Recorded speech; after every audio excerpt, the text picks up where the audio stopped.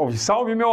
Seja muito bem-vindo, eu sou o professor Thiago Vidal e hoje o nosso recorte, esse nosso bate-papo se dará em relação à responsabilidade civil do Estado. Professor, esse tema é importante para a prova, diria muito importante, extremamente relevante. Por quê? Porque ele é muito cobrado, primeiro. Segundo, sempre cai em prova qualquer edital desse cobra responsabilidade civil. Terceiro, você, futuro servidor, agente precisa estar ligado, né, quais serão as suas responsabilidades e de que forma você poderá vir a ser responsabilizado, joia? E 4, estudou isso aqui, vai entender, vai facilitar a compreensão de outros tópicos dentro do direito administrativo. Legal? Então, quando a gente olha a ideia de responsabilidade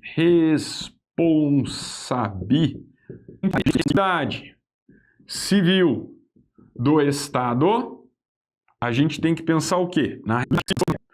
Qual que é a regra, professor? Tem regra? Tem. A responsabilidade civil do Estado, ela é aplicada via de regra de forma objetiva. Ok? Objetivo, porque dispensa-se, é prescindível a presença de elementos de ordem subjetiva. O que isso significa mesmo, professor? Elementos de ordem, de natureza subjetiva? Dolo e culpa. Esses dois camaradas, vocês cansam de analisar lá no direito, perfeito? Aqui no direito civil eles também aparecem. A ideia de dolo, ok? E de culpa, onde? O elemento subjetivo, na intenção do agente, perfeito? Então a ideia é que a gente vá a partir da regra.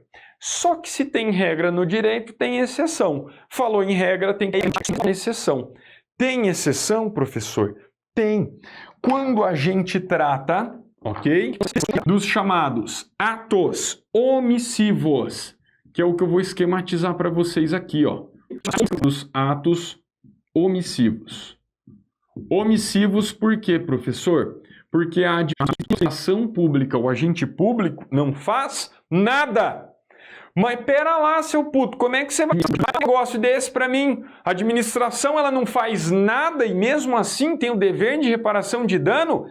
Sim, perceba, o Estado, ele é responsável por atividades que envolvem interesse público. Mesmo diante do não fazer, do não atuar, do não agir, o Estado poderá ser responsabilizado. E, se me permite, eu tomo novamente o exemplo lá do direito penal. No direito penal, o indivíduo que se omite também pode ser responsabilizado. É aquela história que o professor de direito penal conta. A mãe que casou de novo, tem a filha e o padrasto molesta somente com o consentimento da mãe da menina. Ela responde, ela não fez nada, ela sabia do contato sexual do seu companheiro com a sua filha, mas não fez nada, se omitiu, ficou lá sentada assistindo televisão. Vai responder como se tivesse praticado o crime contra a dignidade. Fechou? Mesma coisa, mesmo raciocínio em relação ao Estado. Atos omissivos também geram dever de indenização. É o que a gente vai anotar aqui, ok? Os atos omissivos também geram dever de indenização. Por parte do Estado, obviamente, dever de indenização, ok? Indenização. Só que, obviamente, no caso concreto, nós temos que, dentro da nossa realidade, a realidade brasileira, o Estado muitas vezes... E se fosse lhe aplicado também nessas hipóteses a chamada responsabilidade civil objetiva, ia ficar muito difícil o Estado atuar. Ele ia ter que indenizar, ia ter o dever de reparar dano muitas vezes, em muitas situações. Ok? É por isso que doutrinária e jurisprudente construiu-se o raciocínio de que diante dos atos omissivos, via de regra, aplica-se, e aqui a gente tem Vamos colocar um alerta aqui, ó, sinalzinho de alerta. Em relação aos atos omissivos, aplica-se a chamada responsabilidade civil subjetiva. Ok? Subjetiva, professor? Sim. Por que subjetiva?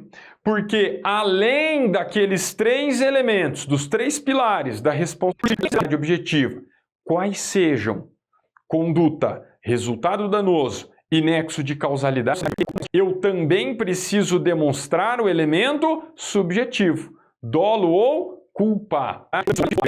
Então, olha só, responsabilidade civil ela é subjetiva porque pressupõe a demonstração de dolo ou culpa. Joia? Dolo ou culpa. Ok? Obrigatoriamente eu preciso o quê? Conseguir enxergar o elemento subjetivo. Aí sim, diante de uma omissão, de um não fazer por parte do Estado, é possível que gere o dever de reparação, de indenização. Legal? Vem comigo então no material. Olha só. Chamada responsabilidade por atos omissivos. Então a gente, como eu disse, sempre parte da regra, ok? Em regra, nos casos de omissão, a responsabilidade do Estado será tida como subjetiva. Foi o que eu acabei de esquematizar para vocês aí. Porém, quando o poder público atua como garantidor, sua responsabilidade, mesmo nos casos de omissão, será objetiva. Ou seja, aquele que sofre um dano não precisará comprovar dolo ou culpa por parte da conduta danosa do Estado. E aí eu trouxe 2 exemplos que eu vou esmiuçá-los aqui no canto da lousa para vocês. Professor, então pera lá, deixa eu ver se eu entendi. Para a administração pública como um todo, responsabilidade civil objetiva. Show de bola. Conduta, resultado danoso, nexo de causalidade. Já nos casos de atos omissivos, a gente tem como regra responsabilidade civil subjetiva, que é aquela que pressupõe a existência de dolo ou culpa. Show de bola! Essa é a grande distinção. Aqui nós temos uma exceção àquela primeira regra do artigo 37, parágrafo 6º. Só que dentro dessa exceção, a gente tem mais uma exceção. Meu Deus, professor, quem que faz, quem que cria essa desgraça, esse raciocínio, essa doutrina? Eu que não sou, mas faz sentido. Quer ver só? Se eu estou falando que é exceção da exceção, significa que diante de um ato omissivo, se a regra é responsabilidade subjetiva, a exceção aqui é responsabilidade objetiva. Então, olha só, quando a gente tem os chamados atos omissivos, ok? Que geram dano, que causam dano, prejuízo específico, a gente volta a aplicar a chamada responsabilidade objetiva. Como assim, professor? Se liga.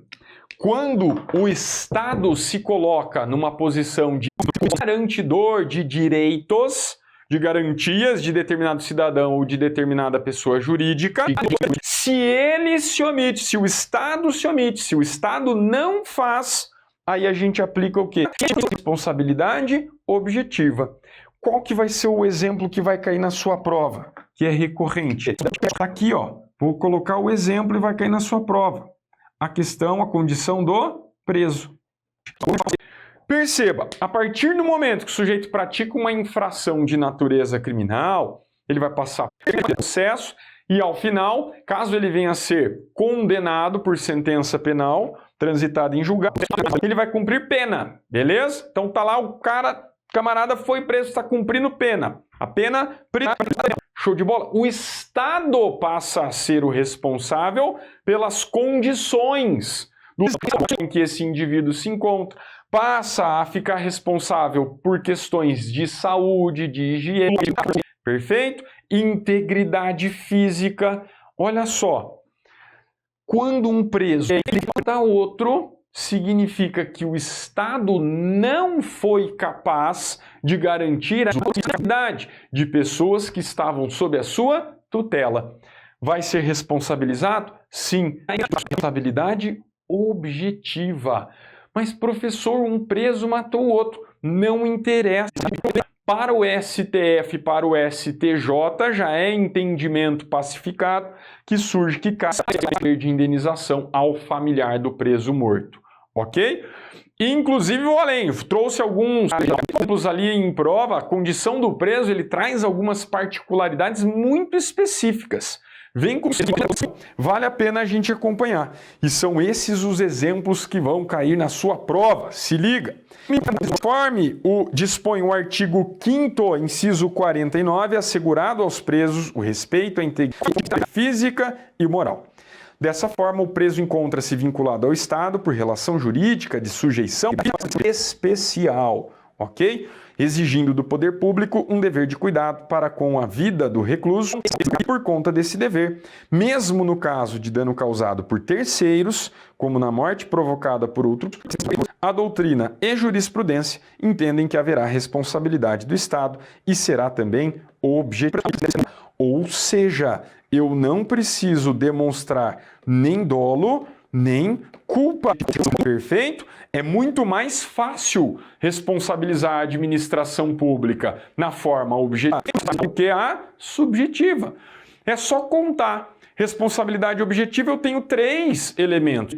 Responsabilidade subjetiva eu tenho que preencher 4. É muito mais difícil. E ainda por se tratar de natureza subjetiva. Ok? Bora avançar aqui comigo no material. Ainda em relação à condição dos presos, o próprio suicídio, ok? Gera dever de indenização.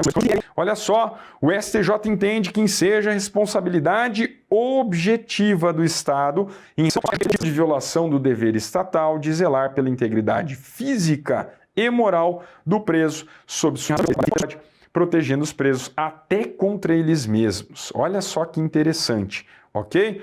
O raciocínio deve ser aplicado à questão de superlotação. Trouxe os julgados aí para vocês que entenderam esse sentido. Então, até o suicídio gera dever de indenização. Bacana? Vem aqui com o porque a gente já viu a regra, responsabilidade objetiva, já vimos a exceção no caso de atos omissivos, e aí fomos além, já vimos também a questão da exceção, nos casos em que a administração tem o dever específico de tutela, em relação a determinada pessoa ou situação. Aí volta a aplicar responsabilidade objetiva. Pô, beleza, professor, mas sempre então a administração vai ser responsabilizada? Negativo. Pergunta da adoção da teoria do risco administrativo, se liga no nome dessa teoria, porque às vezes aparece em prova, é a teoria do risco administrativo, ok? Nós temos tanto as chamadas causas excludentes, quanto nós temos as chamadas causas atenuantes. Beleza? Então, olha só. Dada a adoção dessa teoria aqui, a teoria do risco administrativo, são admitidas dentro do nosso ordenamento causas excludentes e causas atenuantes da responsabilidade civil do Estado. Quais são elas, professor? Nós vamos analisá-la a uma, ok? Mas a ideia é, se eu tenho situações que fogem, extrapolam o contexto da administração pública, vou responsabilizar ela da mesma forma? Negativo. É o que a gente vai ver. Legal? A ideia aqui é que a administração pública, em algumas situações bastante específicas, mesmo havendo a produção de um resultado, ela não será responsabilizada, ok? Quais são essas situações? Professor, está na tela aí para você.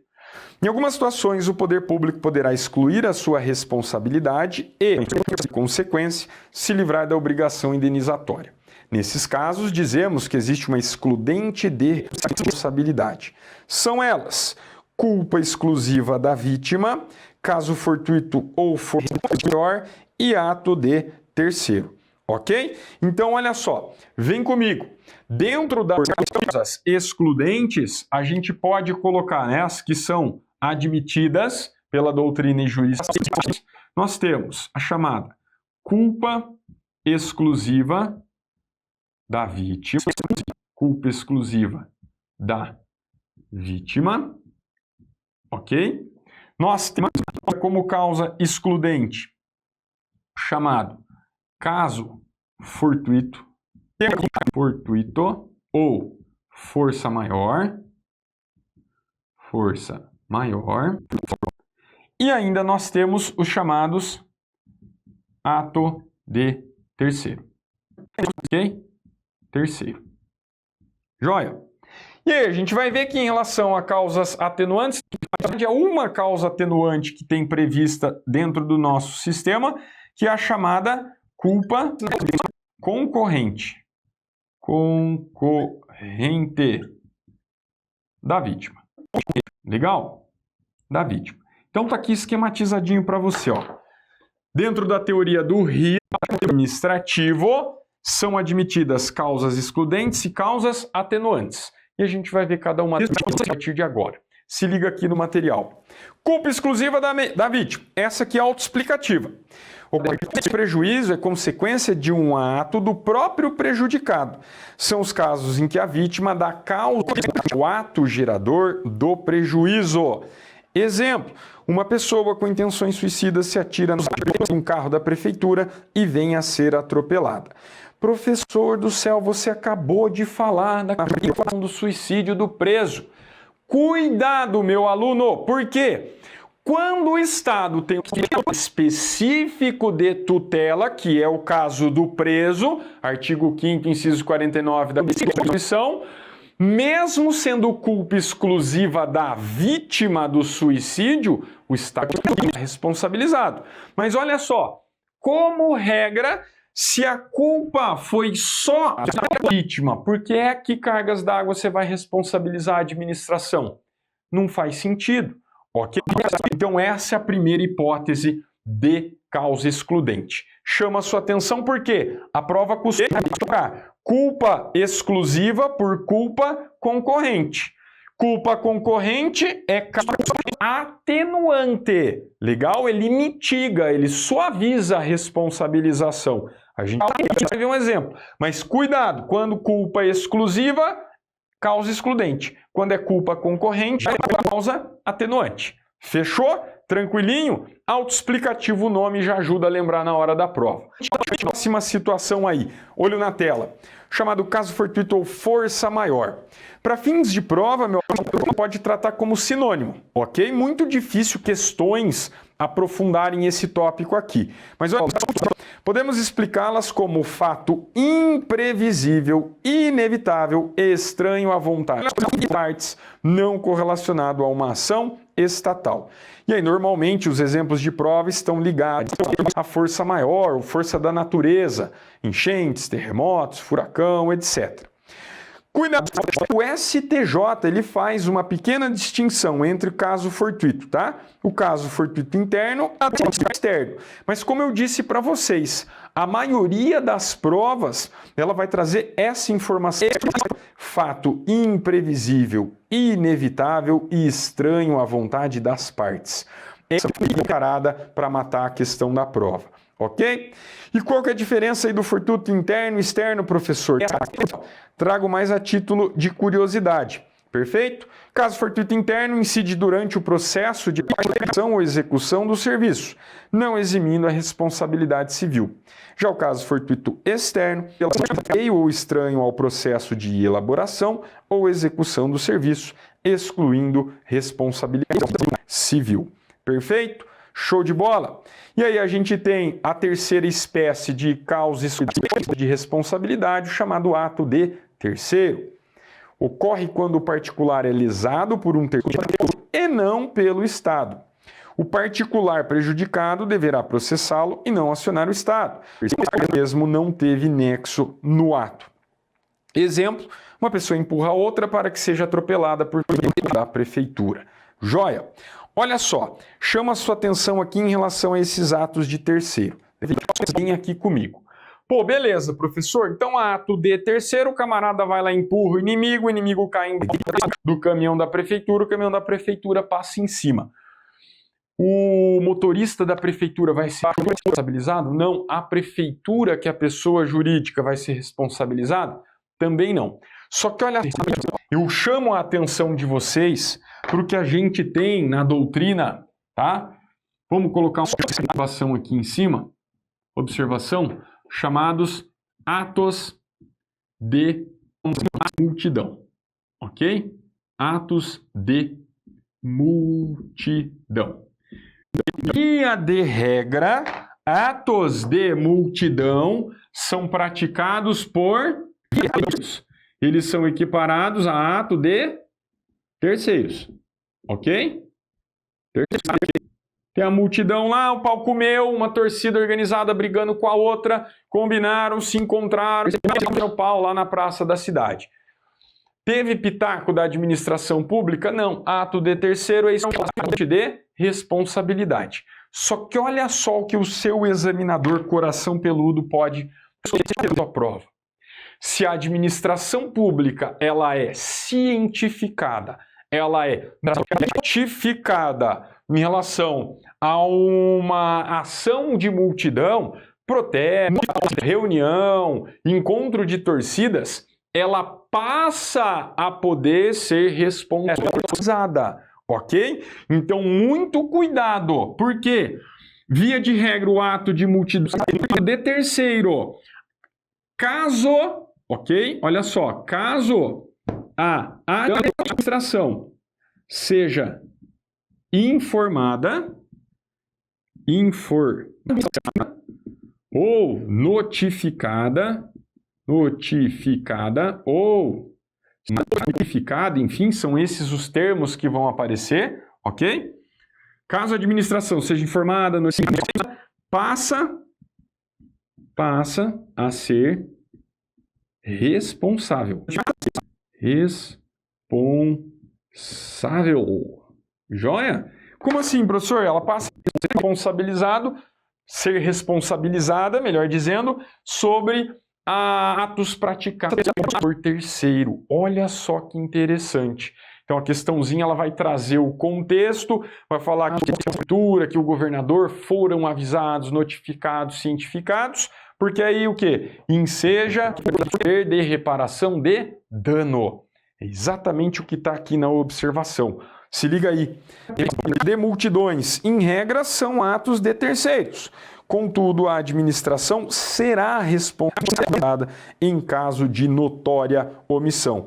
Essa expressão notória omissão significa que alertada, ok? Alertada, avisada, cientificada, etc, etc, etc. São essas expressões que vão aparecer na sua prova. Fechou? E aí, para a gente avançar no raciocínio, causas atenuantes de responsabilidade. A culpa corrente é considerada um atenuante de responsabilidade da administração. Nesta modalidade, a obrigação de indenizar da administração será proporcionalmente atenuada, diminuída, por conta de que o particular também contribuiu para a ocorrência do ato danoso. Olha só, se liga no exemplo. Vamos imaginar aqui que nós temos presente a culpa concorrente da vítima. Ela vai concorrer, a ação da vítima concorre com a ação de um agente que representa o Estado. Perfeito? Aqui na região é muito comum rotatórias, beleza? Tem até em BR, se bobear aqui no Paraná. Enfim, a ideia, na verdade, aqui é que ninguém sabe fazer rotatória direito, né? Ninguém estuda código de trânsito e aí fica naquele vai, não vai, e eu passo, você passa primeiro. Joia? Imagine que a viatura oficial está vindo de um lado, vem um particular do outro e as boas. agindo com culpa de forma imprudente, andando rápido, por exemplo, eles, imaginando ter preferência, vão os dois de encontro. E aí dão a famosa pechada, ok? E aí foi constatado que houve o quê? Culpa tanto por parte do agente público quanto por parte particular. Seria justo responsabilizar só a administração ou só o particular? Nesse caso, como a gente está diante de culpa concorrente, concomitante, ok? O prejuízo vai ser dividido em relação à administração e em relação ao particular. Fechado? Tranquilitos? Então, olha só. A teoria do risco administrativo admite causas excludentes, culpa exclusiva da vítima, fortuito ou força maior ou ato de terceiro, e também admite causa atenuante, que é a chamada culpa concorrente da vítima. Muito importante lembrar disso, por quê? Porque em algumas situações bastante específicas, legal? Vou limpar o quadro para a gente esquematizar aqui também. A gente tem a incidência de uma teoria muito interessante, que é a chamada teoria do risco integral. Nossa, professor, bagulho é louco. Sim, a teoria do risco integral. Ok? Integral por quê, professor?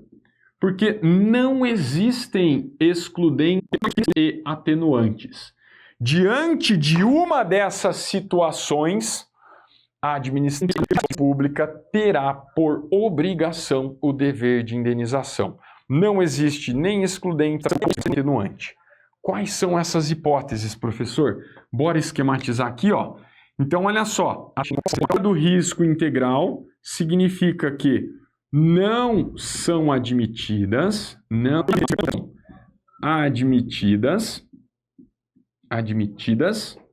causas nem excludentes, ok? Tampouco atenuantes. Quais são essas hipóteses, professor? Você já conseguiu perceber que a ideia, a situação envolve o quê? Bastante gravidade, ao ponto de a administração pública ter o dever de indenizar, ok? Não tem desculpa para a administração se eximir da responsabilidade. Quais são essas hipóteses? Essas três. Nós primeiro temos a hipótese causação de dano nuclear, ok? Dano nuclear. Segunda hipótese, dano ambiental, joia? E terceiro, os atos de guerra, ok? Guerra ou terrorismo. Terrorismo, professor? Sim, a bordo de aeronaves, ok? De aeronaves brasileiras. Joia? Beleza? São essas três hipóteses em que eu aplico a teoria do risco integral. Quer ver só? Vem comigo. Material aí. Se liga. Teoria do risco integral. Em situações excepcionais, adota a teoria do risco integral. Nela, o Estado transforma-se em garantidor universal, ou seja, aconteça o que acontecer, o poder público sempre será responsabilizado e obrigado a indenizar a quem se encontrar nas situações representadas nessa teoria, sem qualquer excludente. Segundo a doutrina majoritária, seriam três as situações. Como eu disse para vocês, primeira hipótese, causação de dano nuclear. Está lá no artigo 20, inciso 23, a linha D. Responsabilidade civil por danos nucleares independe da existência de culpa. Joia? Ah, professor, mas se independe de culpa, significa que é responsabilidade efetiva. Ok, mas como eu disse para vocês, a construção doutrinária em relação à redação dessa linha D foi justamente no sentido de que a administração ela responde de forma integral, assume o risco de forma integral. Perfeito? Que é aquela ideia de expressão aí, garantidor universal. Show de bola? Próxima situação, dano patrimonial. Doutrina e jurisprudência reconhecem ter sido adotada no Brasil a responsabilidade civil baseada no risco integral. É importante frisar que o risco integral, que caracteriza a responsabilidade por danos ambientais, aplica-se de forma absolutamente igual para todos, sem peculiaridades no que toca aos danos ocasionados pela administração pública. Isso significa que a teoria do risco integral ela se aplica tanto à administração pública, ok, quanto aos particulares. Fechou? Essa é a ideia, também muito pautado pelo princípio da isonomia. A terceira hipótese são os chamados atentados terroristas ou atos de guerra em aeronaves. A gente tem uma lei específica, tá? Vocês conseguem perceber aí que a Lei 10.744, datada de 2003, ela foi promulgada, ela entrou em vigência, né, dentro daquele contexto que os Estados Unidos viveu lá dos atentados, dos ataques terroristas às Torres Gêmeas, lá no começo de 2000, perfeito? E aí o Brasil, ele optou, né, o nosso legislador, ele optou por assumir o risco de forma integral. Então, se um ato terrorista acontece em aeronave de matriz brasileira, o cara explode uma bomba, mata todo mundo que está lá dentro, os destroços ainda causam dano, em cima de carro, de apartamento, de casa. O Estado vai ter o dever, ele assumiu o risco de indenização dessas situações. Perfeito? Legal? Então, cuidado, porque a risco integral ela é admitida somente em relação a essas hipóteses muito específicas, porque de resto a gente já sabe que se aplica a teoria do risco administrativo. Beleza, meu querido? Espero que você tenha curtido esse nosso bate-papo. Espero você nos próximos episódios. Um grande abraço e até a próxima.